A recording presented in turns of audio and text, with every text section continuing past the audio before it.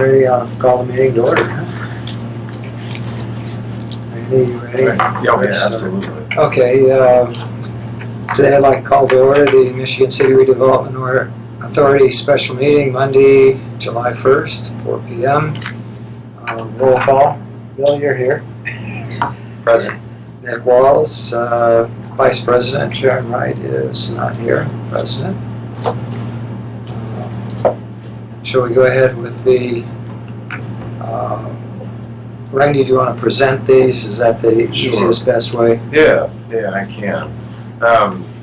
So you have 3 resolutions before you, 2 of which deal with the Civic Plaza project. Resolution 1 and Resolution 3 as they're numbered. And then Resolution number 2 deals with a refunding opportunity for the Lafayette Barker project for bonds that the Redevelopment Authority issued back in 2010. So I guess we could start with the Civic Plaza project. I'm sure you've read, and Don, if you maybe want to chime in to talk about the project a little bit, but what you're doing is authorizing some bonds to pay for the Civic Plaza project itself. The Redevelopment Commission has acted to preliminarily approve a form of lease with the Redevelopment Authority, and they've scheduled a public hearing at their meeting next Monday, July 8th. And so what you're being asked to do this afternoon is to approve the form of the lease and also approve of the issuance of bonds for the project. And with that, I may just turn it over to Don if you want to Sure, right. Just to summarize for the minutes, I suppose, is since 1967, if you will, the Market Mall was opened, and since that time, our downtown has been challenged for a long time to be, a vibrant downtown community area, and as part of the Lake Michigan Gateway implementation strategy, we've been trying to revitalize the North End. We've been spending the last 2 years on a lot of public outreach and a lot of public input to design a phenomenal new, it's been characterized as our living room in the downtown Civic Plaza at 7th and Franklin, and we've been acquiring several parcels of property over the last couple of years, and we will be in front of the City Council on July 16th and hopefully they will approve what you're about to go over here as far as a bond issue that will provide approximately $7 million in funds to build a new plaza. And we would hope to start on it so we get the body in place either late this year or first part of next year. And we've had a number of public meetings on it. I don't know if you guys have any questions or what else, but in essence, we're trying to revitalize the downtown and do it in such a way that this is for the members of our community primarily, but obviously visitors would also be able to benefit from it. The general meeting, we weren't in town for that. Oh, okay. How did that go? Yeah, it went very well, and a lot of positive support. There were approximately 150 people in attendance. We have our public hearing this Monday evening. We also had a workshop last Monday evening, which was, the workshop was well attended. We had about 35, 40 people or so there. A number of members from the City Council were at both meetings, and the workshop was actually a joint meeting between the Redevelopment Commission and the City Council. So, we do have a sponsor for our bill, a resolution going in front of the City Council, but then it's not going to happen until July 16th. So this is one of the steps in the process to make sure that we are allowing the appropriate amount of community input and then making sure that we're following the law. And I can describe it more if you want. We're going to have a board that manages the plaza. The interest is in having over 200 days a year of programmed activity. It'll feature, there'll be some water features in it, there'll be a stage, there'll be some public art, and people will be able to go there to get refreshments, and the idea is that there will be some number of planned activities for the majority of the year and be overseen by a board of directors with representatives from Mayor's Office, the City Council, the Redevelopment Commission, and Chamber of Commerce and the EDC, and some others. So, well, we'd love to have a terrific outcome. We really think that we need a board that has a broad representation of the community and can help provide its future growth. And we have a consultant, Dan Sentner, I just mess up his name, but he is he's their executive director for Rapid City, South Dakota, and he's got 4 or 5 years of experience, maybe more than that, under his belt, in operating their plaza, and it's really been a phenomenal success. And prior to that, we also had input from Roger Brooks, who described the plaza from his concept, and we love the stuff that Roger did, but Dan has actually been operating plaza, and we wanted to make sure that the numbers that were presented were credible relative to not only the costs on the capital side, but also the operational side. Do you have any questions?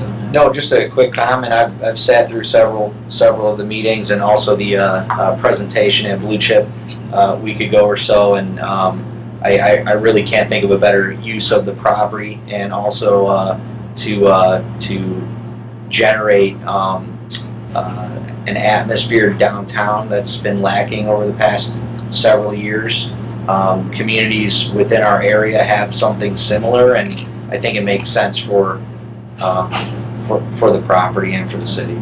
If I could add too, and just in the last few days, we had it was in the newspaper about the double track moving ahead, and so that will improve the time of travel from here to Chicago down to a little over an hour, and make Michigan City a much more competitive opportunity from Chicago, and the plaza will fit well within that concept. Walking distance, right? Exactly. Stuff going on. Right. And a very favorable impression. Yes, well, exactly. This film, you walk in. Right. Well, we've been having, I'm very proud of the activities the community has underwent over the last 5 or 10 years, and that I get a lot of positive feedback, and also some encouragement to try some things different. And so, we are trying to do the best we can to have the whole community's best interest at heart in whatever spend we make. That's speaking just for the Redevelopment Commission. I know there's many other departments that are working in the same direction. So this, the resolution, just to dovetail, is the initial action of the Redevelopment Authority. There would be a later meeting for the Redevelopment Authority as well with respect to the Civic Plaza project. But what you would be doing here today is to approve of the issuance of the bonds, authorize their sale. I think we've set out the maximum at $8.8 million in the resolution. We had anticipated the par amount to be somewhat less than that. And we've got not to exceed interest rate of 6%. And again, we expect that's high. We would expect it to be lower, but that forms the basis for the lease rental, which currently is set at $975,000. But as in the lease agreement, as we've done before, there is language, or will be language, that provides that once the bonds are sold, the lease rental will be reduced to match whatever the debt service is on the bonds. So at whatever interest rate it is. But for purposes of the approval process, we've got to craft the parameters so that the Redevelopment Commission, Redevelopment Authority, and the Common Council all are approving the same parameters for the project financing. And we obviously don't have our crystal ball to know exactly what the interest rates will be when the bonds are sold. Sure. Well, I think there's still even some room for some modification of the plan to tune it and get it to fit to make it even better fit for the community. So. Right. With Resolution 1-19, you are approving of the execution of the lease with the Redevelopment Commission. Not something you signed today. We have to go through, as Don said, we have to get the council's approval before the lease can be signed. So we would come back for that. Wouldn't necessarily need a meeting. So once the council approves it, then Debbie may be reaching out to get the lease signed. Sure. Right? Yeah. Right. Because we will take that action today. I'm happy to go into greater detail in the resolution, but in sum and substance, you're approving the form of the lease. The lease has a term not to exceed 22 years, maximum lease rental of $975,000. The bonds, same term, not to exceed 22 years. We're anticipating it may be reduced by a year or two, if not more, depending upon the final structure. The bond amount, $8.8 million, and the numbers that Andy Mouser and Jason Semler from Baker Tilly, which used to be UMBA, they're showing it currently $8.3 million bond issued, but it may be reduced even lower than that. I think the other point to add to that, Randy, and this was from Andy's work and your work, is to assure the community that we anticipate the tax increment stream coming in over the next 20 years to easily make this payment without it being a burden on any other portion of the city. Right. They're, in fact, I'm just going to pull out here. They've got a coverage factor. So Don raises a good point. The bonds are anticipated to be paid from tax increment revenues, but to be able to market the bonds in the bond market and get the lowest interest rate possible, this financing structure, it provides for a tax backup in the event that the TIF revenues were never there. But that's not how it's being structured. In fact, the coverage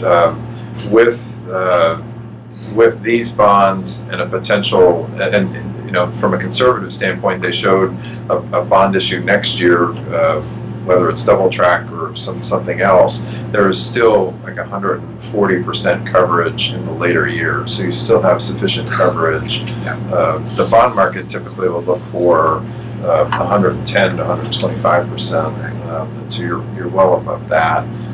But the idea is that the bonds are being structured solely to be paid from the TIF revenues. The only reason the backup is there is that it allows you to get a cheaper interest rate. And the analogy I think I used for the redevelopment commission at the commission meeting was that if you went to the bank and tried to get a loan, you might be able to get a loan on your finances, but if you told them you had $2 million sitting in an account that you could pledge as collateral, all of a sudden the interest rate would drop, right? Because you're a stronger credit risk. With the tax backup, the city and the redevelopment district becomes a stronger credit risk, meaning the interest rate will be lower in the bond market. Yeah, and the other home analogy would be is that you buy a home because it's a valuable over multiple number of years. So we anticipate that this asset will easily be valuable 20 years out. So it makes sense to mortgage, if you will, the cost of the asset over that period of time. And what that does is it also frees up additional tax increment every year for us to do other projects in the community. So think of it as your home loan, and you still want to keep some money left over for other things you want to do. So that's more or less what this is. And I'm glad there's provision in there for a negotiated sale as well. Right, yeah, and I did. That's a strong possibility. Right, you have both in here, both public sale and negotiated sale, and depending upon where the market is at the time, you have that ability to go either direction. If these bonds are sold by themselves, I think the folks from Baker Tilly probably would suggest a public sale because the debt is strong enough and secure enough that it will do well on the market. We're going to talk about the other Lafayette Barker refunding. If for some reason those bonds were sold together or near about the same time, then maybe you would do a negotiated sale just to take advantage of the size of the issue at that point. So another I'm not to interrupt, Randy. Oh, yeah. So another point, if we wanted to pay off the bond early, do we have to make any adjustment to this resolution or anything? No. Not that necessarily we would, I'm just wanting to keep that option on the table. The resolution authorizes the bonds to be optionally redeemable, so you can pay them off early at the 10-year point. That's kind of the bellwether for the municipal bond market. Municipal investors are buying bonds, municipal debt, because they like the safety and security of knowing that the bonds will be outstanding for a period of time. And if you go any shorter than 8 to 10 years, or 9, 10 years, you start to pay a premium with a higher interest rate. But certainly, to the extent you have money, we created a tremendous amount of tax increment and wanted to pay it off. Exactly, and you lose flexibility, right? Right. No, but if development takes off even more than it already is in the city, and more tax increments being generated, you can set that money aside to defease the debt, meaning that you are paying for it solely out of that fund. And there are some communities that have had that kind of success, and you end up paying the bond off that much earlier. So So I'm happy to answer any questions on the resolution, first resolution. Phil? I don't have any questions. I understand how the proposal is set up and appreciate it. Sure. Yeah, the question about being able to pay this off early if possible brings up a good point, but 10 years is a good time frame. Okay, I need a motion. Make a motion to approve the Resolution 1-19 for the form of lease and determining to issue bonds for the project Redevelopment Authority lease rental revenue bond for the Civic Plaza. I guess I second it. If you're in favor, I'm in favor. I am. Oh, it's unanimous. That is approved. Okay, what do you want to do next? So we can just do them in order, and Okay. we'll switch topics a little bit. So the second, Resolution 2-19, relates to an entirely separate project. In 2010, there was a financing that the Redevelopment Authority issued for the Lafayette Barker project, which, as I understand it from the documents, that involved the construction of a stormwater outfall, and it was the very first phase of a stormwater project.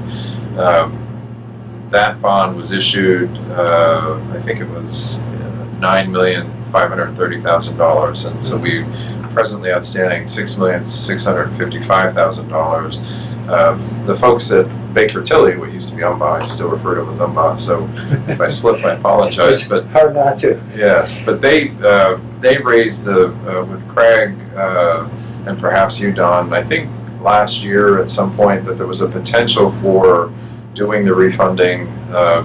The savings last year were moderate; they weren't as good as they are now. Rates have come down even more, and so Andy and Jason had recommended proceeding based on where rates currently are and where they're expected to be going forward. They're estimating based on current interest rates with a little conservative built in, so they factored a little bit higher rate than current market rates because we can't issue these bonds until later in the year. That savings would be, net present value savings would be about $600,000. And I say net present value, that means all of the expenses of issuing a refunding bond are built into that. So after all of the expenses are taken into account, there would be a savings of about $600,000, which would be about $55,000, $56,000 a year over the life of the issue. And so what that would allow, if the refunding proceeded, it would just free up that much money on an annual basis to pay for other projects or anything else that would need to be done. And so the Redevelopment Commission adopted an initial resolution last week that allowed for the refunding to proceed. And so we're here before you all again to provide for that as well. And then if you adopt a resolution today, then it would also go before the Common Council at their meeting upcoming also. And again, it would be to refund the currently outstanding Redevelopment Authority lease bonds that were issued in 2010 for the Lafayette Barker project. And it would simply just, again, to use the house analogy, it would be like refinancing your mortgage. You're at this interest rate, you would refinance to this interest rate. And when you're, and again, based on the projections from Baker Tilly, they're anticipating $600,000 of net savings after all expenses have been accounted for. So you might touch on the term. Does this keep the term the same? It does. Okay. The bonds are currently payable in 2/1/2033, and so this is assuming that the current parameters for this would be to keep that the same. It might be possible as we get closer to the time of issuing the bonds, if the savings were great, that you could reduce the term, but that would mean financing more principal in a shorter amount of time, and so that's something that would have to be talked about. But right now, again, like we did for the Civic Plaza, we've just set out a parameters resolution so that it's, the maximum amount to be issued would be not to exceed $7 million. And I think currently there is about $6,215,000 of principal on the old bonds outstanding. So what would happen is, if the refunding bonds are issued, at the day we close on the refunding bonds, we would send a notice to the current trustees saying, please notify the current bondholders that their bonds will be redeemed in 30 days. And so you would have the outstanding principal amount, the 30 days of interest, and whatever expenses there are, and that would make your new bond principal amount. So you'd be issuing those bonds at a lower interest rate. Again, similar to refinancing a mortgage. You would, the day you close on your new mortgage, you would pay off the old mortgage. The only difference is we have to wait 30 days for that bondholder notice, as opposed to a mortgage where you go into the title company, close on one, and pay the other off that day. You would pay it off 30 days later. But this And interest rate is set, date of notice. right, because you're closing on the new bonds, and so you would lock in your new interest rate, and then you would pay off the old bonds there 30 days later. And so this authorizes refunding bonds to be issued in an amount not to exceed $7 million. This has a not to exceed interest rate of 5%, and again authorizes the bonds to be sold either at a public sale or negotiated sale, depending on where the market is. And Baker Tilly would provide some advice on that. And it authorizes then the documents to be entered into. One would be an amendment to the original 2010 lease, because again, when the new bonds are sold, the lease rentals would be reduced, and that's where the savings would be realized. The lease that the commission pays to the bond trustee on behalf of the authority would be reduced to match the debt service on the new bonds. Right. What kind of rate are we paying currently? Here I have that. It's the rates range from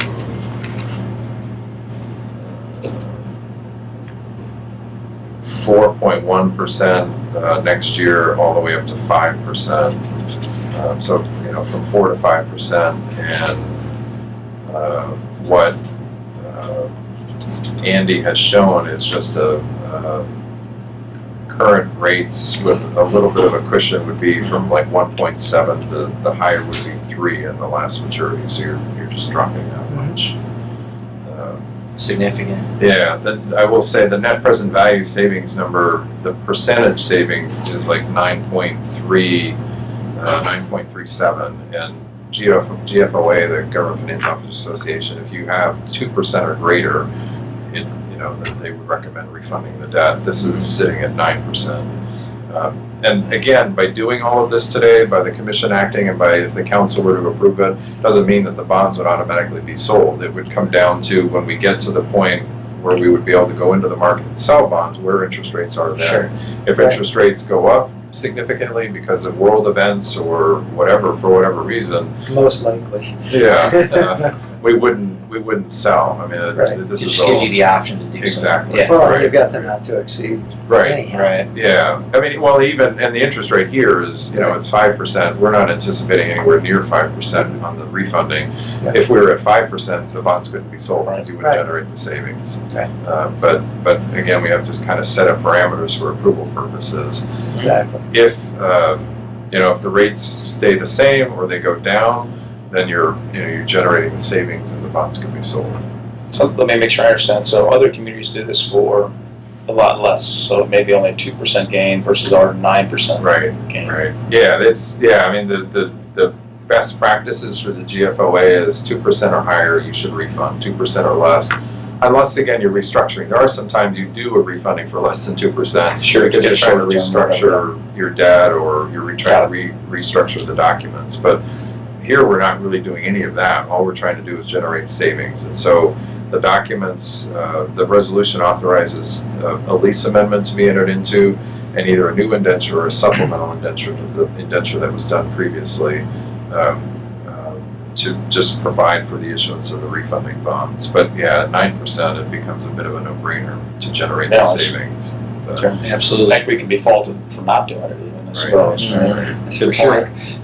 right. Yeah, especially not extending the amortization period is Right, and we really can't, important, by state law, we cannot. I mean, so we're locked into the 2033. The question becomes, to Don's point earlier, if interest rates dropped, would there be an appetite to shortening the debt service? It would reduce your annual savings because you're paying more principal off, but but you still, that's still a possibility. So that we could do that. So instead of absorbing the $55,000 or $56,000 per year, we could pay off sooner if we wanted to. Right. Okay. Right. So that's still to be determined. Right. Yeah. And Andy couldn't be here tonight. He would be explaining this himself, but that's effectively you have your annual savings over the life of the bond. You could shorten the bond. In this case, maybe if we're generating about $600,000 in total savings, net savings, and we're saving $50,000 a year, it might be possible to shorten it up by a few years at least. But You may end up with a higher rate though, or doing so, right? it's possible. Based on appetite. Right. Yeah, and that's again, that's where you're going to look to Baker Tilly. And once the approvals all come through, and you get closer to the time of the bond sale, it really does become Baker Tilly and giving their advice in terms of what looks right in the market. Because you're right. Sometimes for shorter debt, the interest rate's actually higher because again, municipal investors are in for the long haul. Right. It could be harder to sell a debt that's shorter. But so this resolution authorizes the refunding bonds. It's all subject to council approval. The Redevelopment Commission took some action last week to start the process. Comes to you, and then it would go to the council for approval ultimately.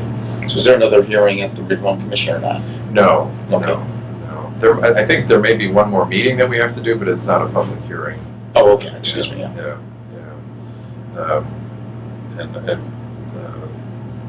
There is a council resolution that we prepared that we've circulated to Jim Meyer, and so you'll probably see that at the meeting. 17th, July 17th. 16th or 17th, whatever that Tuesday.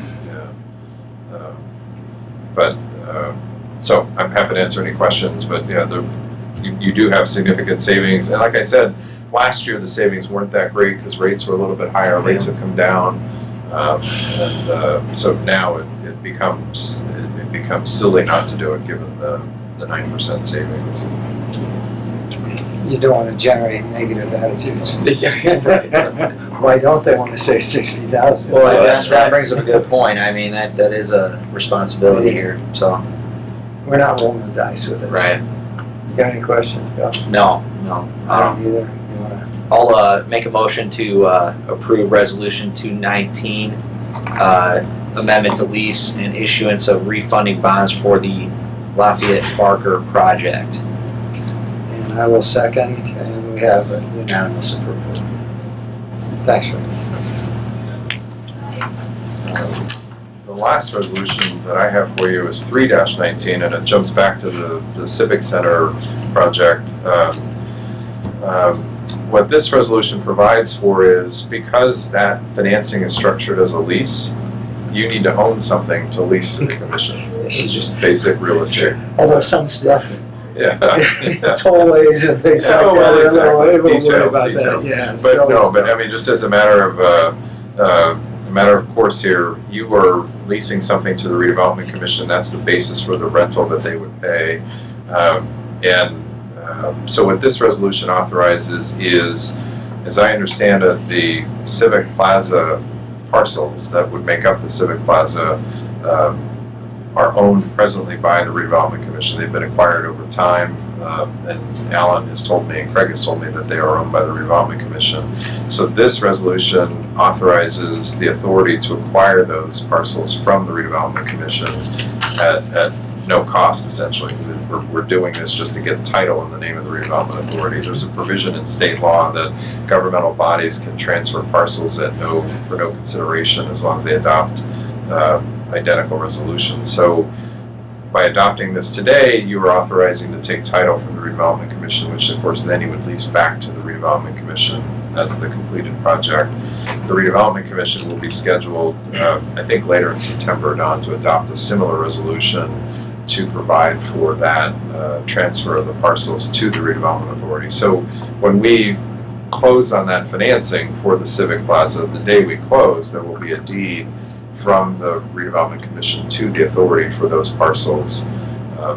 We did this for the most recent project was the Ohio Street project, and in that case, title was in the name of the civil city. It was the road right of way, And so we transferred the city's road interest in the road right-of-way to the redevelopment authority, and that's what you lease to the commission for the Ohio Street project, which, as I understand, is nearing completion. So Yes, it is. And so the one question I would have on so in essence, the redevelopment authority contains the parcels that we've acquired, right. and now it's going to be in their title, and then they're going to lease them back to us. And I'm assuming that we'll have the rights through the redevelopment commission to use the parcels for whatever the intended purpose is For the as part of civic plaza. lease. Right, Exactly. right, exactly, right. So they won't have to go through approval processes, for example, if we want to let somebody use the plaza in some No. that'll be part of the lease. Right, The redevelopment right, commission. Okay.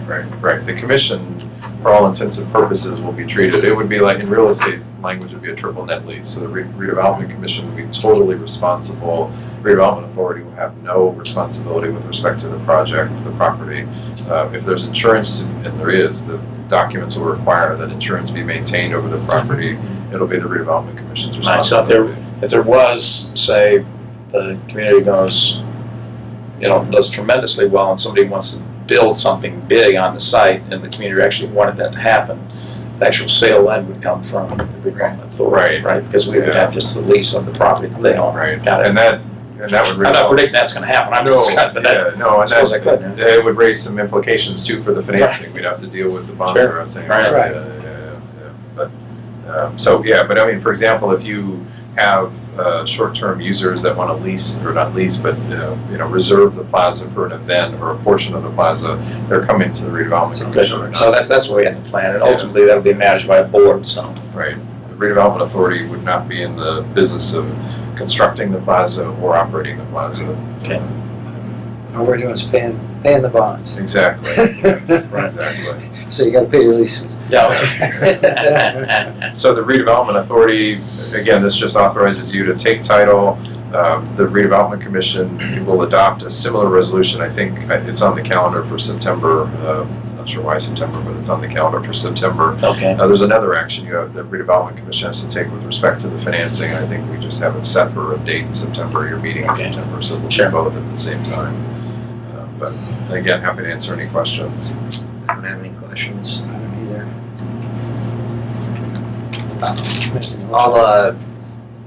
I'll move to approve resolution 3-19 to allow the redevelopment authority to obtain ownership of the parcels for the Civic Plaza project from the redevelopment commission. I'll second, and unanimous approval again. Okay. Any further okay, we got the next is, so far, Randy, you're doing well enough to maybe we want to go ahead and just continue our relationship with you guys.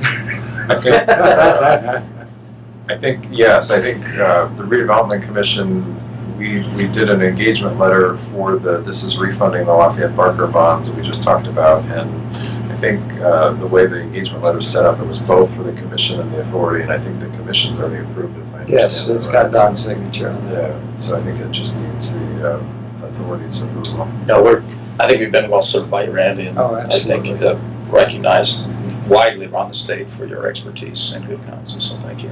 Thank you. Is that being recorded? You might want to- That is.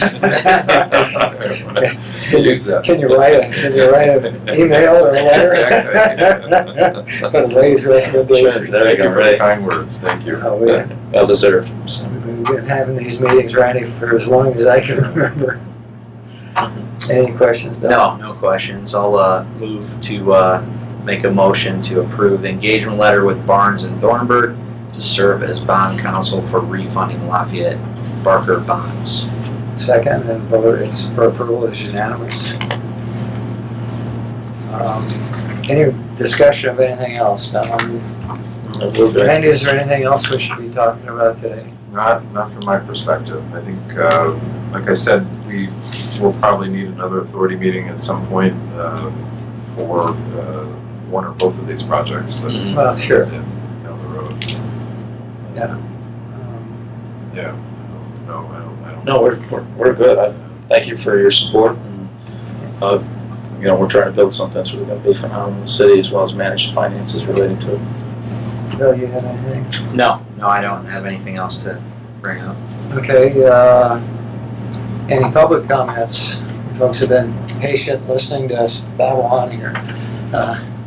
Any thoughts? Yeah, well, the part when it was going to refinance that, is that also going to be done? Is that also just for the redevelopment committee, or does it go to the city taxpayers? Is that the other co-signing, I guess, is what I'm getting on. The one was co-signed for, is that the second one being co-signed? The Monte Yeah, Parker city taxes, bonds, yeah. and that was structured the same way to get the lower interest rate, so it would go forward, that would. It was originally structured that way, Right, and staying that way. right. Mhm. But again, it's not, there's not a tax being levied, and it's anticipated there would not be a tax levied in either Right. case. And this financing technique is fairly common in Indiana because everybody's, all the governmental issuers are trying to get the lowest interest rate possible. So be it whether it's tax increment revenues or whether it's income taxes, bonds are issued with that backup so that you can get the benefit of the best rating in the marketplace. And it is, I practiced in this area for 28 years now, and in that time, I know of one bond that actually went on the tax levy, and it wasn't because it had to; it was because the mayor and the city determined he had other projects he wanted to use tax increment for, so he determined to use the tax levy so he could free up the increment for other projects. But it's as bond counsel and if Andy or Jason were here from Baker Tilly, the municipal advisor, they would tell you, and I would tell you on behalf of myself, we're not here to try and pull a fast one on the public. We're here to structure a bond that will survive the test of time. We want to make sure that we don't want our name associated with a bond that had to go on the levy because there wasn't enough revenue. So I understand, and I also understand that whoever's issuing it likes the biggest, broadest possible base to go for so they aren't going to have a default. That's why there's co-signing. Right, and that's also why we have our analysis to make sure we have bond coverage and that there's a high level of assurance that there's not going to be a negative impact on taxpayers in the community. So both of these projects are based on the tax increment that's been generated over the years. On both of these, primarily it's been the Blue Chip Casino Hotel, which has been the big driver, but there's other assets in the North End that are contributing to the tax increment. And the hope is, and the charge for the Redevelopment Commission, and you're seeing some of this even in the residential areas where property values have gone up by over 49% in the last 6 years, and not just the lakefront property, but the idea is that you increase everyone's property value and the community is better off.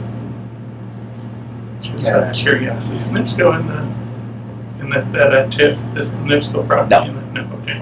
No, I've always years ago I was encouraging us to get into. However, the issue there primarily, I believe, is number one, it's not in the TIF district, but secondly, a lot of the equipment that we put in is pollution control equipment, which doesn't qualify for relative to generating a tax increment. So now, if it was a brand new project,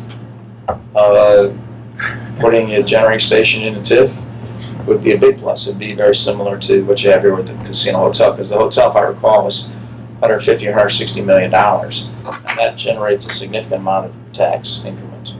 And so that's been, by definition, it was set up in the tax allocation area or tax generating area, and that goes to the Redevelopment Commission to be reinvested in the community. And just general observation, I think when we get the double tracking complete, my fear / hope is that you won't recognize this community or South Bend either, New Carlisle. You won't recognize these communities in But hopefully we 25 won't years. lose the charm of our community, and that's part of the but reason for the input on Civic Plaza. it will be It'll very be a different. big game changer. It'll Yes. be very, very different. And a lot of infrastructure that's going to. Perhaps a trolley connecting the train to the lake or to the Blue Yeah. Chip or whatever. Well, I think that, I will say, just from a historical perspective, when Blue Chip was initially thought about and being constructed, even long before the hotel, it was just the casino. I think it was Mayor Brilson at the time, but that's when the outlets were let go, because originally it was the outlets that were the. Yeah, they were in the tax increment financing district. Area. And then when the casino came, the decision was made to release the outlets so that the taxpayer could see the benefit of that development, and then just, it picked up the casino. So there was some increment that was let go at that time. Any more questions?